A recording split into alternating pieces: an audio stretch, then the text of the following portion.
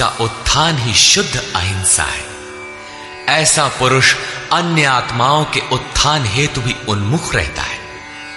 हां, इसका आरंभ किसी को ठेस न पहुंचाने से होता है। ये उसी का एक अंग प्रत्यंग है।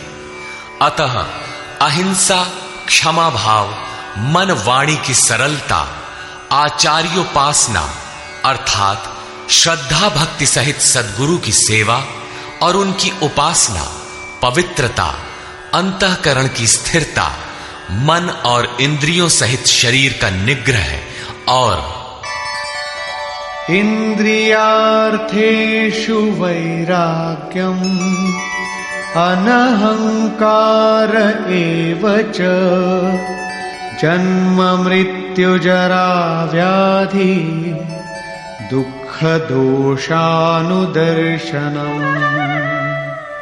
इस लोक और परलोक के देखे सुने भोगों में आसक्ति का अभाव, अहम का अभाव, जन्म मृत्यु, वृद्धावस्था, रोग और भोगादि में दुख दोष का बारंबार चिंतन, असक्तिरनभिष्वंगः पुत्रदार गृहादिषु नित्यञ्च समचित्तत्वम् इष्टानिष्टोपपत्तिषु।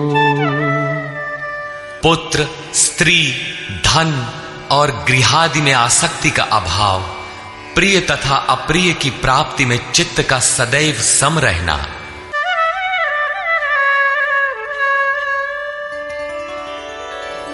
मयि चानन्ययोगेन भक्तिरव्यभिचारिणी विविक्तदेशसेवित्वम् अरतिर्जनसंसदि। मुझ में अनन्य योग से श्री कृष्ण एक योगी थे, अर्थात ऐसे किसी महापुरुष में अनन्य योग अर्थात योग के अतिरिक्त अन्य कुछ भी स्मरण न करते हुए अव्यभिचारिणी भक्ति अर्थात इष्ट के अतिरिक्त किसी चिंतन का न आना, एकांत स्थान का सेवन, मनुष्यों के समूह में रहने की आसक्ति का न होना तथा अध्यात्मज्ञान नित्यत्वम् तत्त्वज्ञानार्थदर्शनम् एतज्ज्ञानमिति प्रोक्तम् अज्ञानम् यदतोऽन्यथा। आत्मा के आधिपत्य वाले ज्ञान में एक रस स्थिति और तत्व ज्ञान के अर्थ स्वरूप परमात्मा का साक्षात्कार, ये सब तो ज्ञान है और इससे जो विपरीत है वो सब अज्ञान है। ऐसा कहा गया है। उस परम तत्व परमात्मा के साक्षात्कार के साथ मिलने वाली जानकारी का नाम ज्ञान है। अध्याय 4 में उन्होंने कहा कि यज्ञ की पूर्ति में यज्ञ जिसे शेष छोड़ता है उस ज्ञानामृत का पान करने वाला सनातन ब्रह्म में प्रवेश पा जाता है। अतः ब्रह्म के साक्षात्कार के साथ मिलने वाली जानकारी ज्ञान है। यहां भी वही कहते हैं कि तत्व स्वरूप परमात्मा के साक्षात्कार का नाम ज्ञान है। इसके विपरीत सब अज्ञान है। अमानित्व इत्यादि उपर्युक्त लक्षण इस ज्ञान के पूरक है। ये प्रश्न पूरा हुआ। ज्ञेयम् यत्तत् प्रवक्ष्यामि यज्ञात्वामृतमश्नुते अनादिमत्परं ब्रह्म न सत्तन्नासदुच्यते। अर्जुन, जो जानने योग्य है तथा जिसे जानकर मरण धर्मा मनुष्य अमृत तत्व को प्राप्त होता है उसे अच्छी प्रकार कहूंगा। वो आदिर रहित परम ब्रह्म न सत कहा जाता है और न असत ही कहा जाता है, क्योंकि जब तक वो अलग है तब तक वो सत है और जब मनुष्य उसमें समाहित हो गया तो कौन किससे कहे। एक ही रह जाता है, दूसरे का भान नहीं। ऐसी स्थिति से वो ब्रह्म न सत है न असत है, बल्कि जो स्वयं सहज है वही है।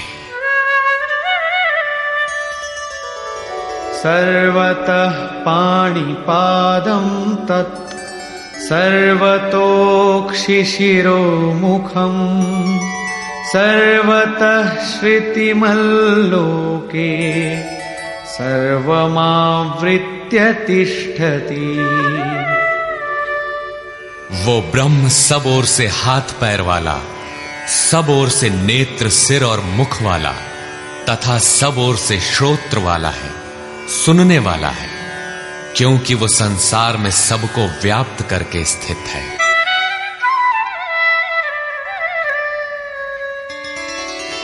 सर्वेन्द्रियगुणाभासम् सर्वेन्द्रियविवर्जितम् असक्तं सर्वभृच्चैव निर्गुणं गुणभोक्तृ च।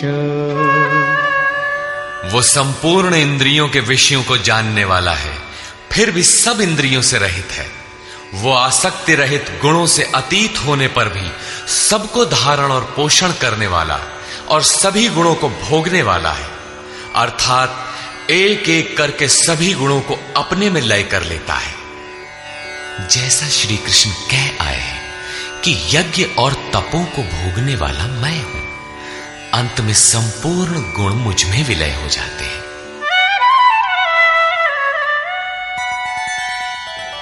बहिरन्तश्च भूतानाम् अचरं चरमेव च सूक्ष्मत्वात् तदविज्ञेयम् दूरस्थं चान्तिके च तत्।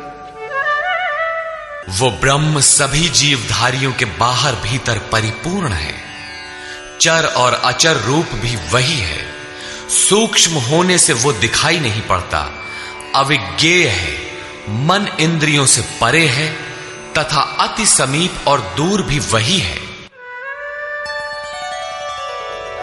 अविभक्तं च भूतेषु विभक्तमिव च स्थितं भूतभर्तृ च तज्ज्ञेयम् ग्रसिष्णु प्रभविष्णु च।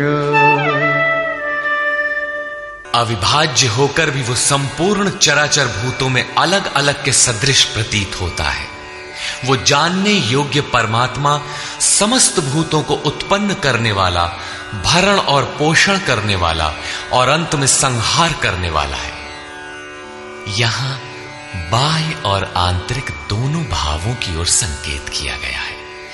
जैसे बाहर जन्म और भीतर जागृति, बाहर पालन और भीतर योग क्षेम का निर्वाह, बाहर शरीर का परिवर्तन और भीतर सर्वस्व का विलय, अर्थात भूतों की उत्पत्ति के कारणों का लय और उस लय के साथ ही अपने स्वरूप को प्राप्त हो जाता है। ये सब उसी ब्रह्म के लक्षण है।